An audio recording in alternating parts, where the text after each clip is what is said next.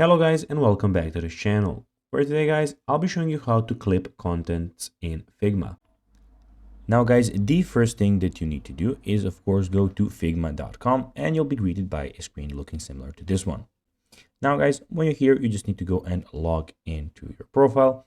But guys, if you do not have one, you can always go and register to Figma.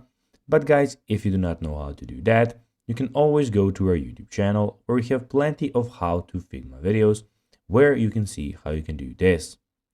Now guys, that we got that out of the way, let's see what we actually have in front of us here.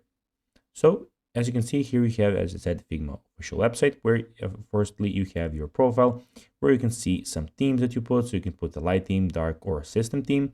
You have your settings. You can get the desktop application if that's much easier for you. You can add another account and you can log out of the account that you're in at the moment. Here you can search for anything basically that you want to search for. So for types, by anything, basically what you want to search for. We have your themes here. We have your drafts, which I at the moment don't have any. You can go and have deleted drafts, the ones that you just made. You can view plans here. If you at the moment I have a free plan, but if you want to get another plan, you can go there. And you also have your favorite files. Here you have your themes. So basically this is my theme project that I can go and create another one. And in the top right corner, we have the design file where you can design. We have the import and the plus Figma Jamboard. Now guys, let's see how you can actually clip contents in Figma. Well, this is pretty easy. First, select the object or group of objects you want to clip. Then go to the layer menu in the right side and then find clip content.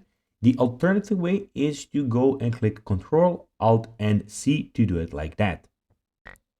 And guys, that will be everything for this video. I hope that you found this video informative. If you did that, guys, don't forget to like this video, share it, subscribe to the channel, put the notifications on. And guys, as always, I'll be seeing you in the next video.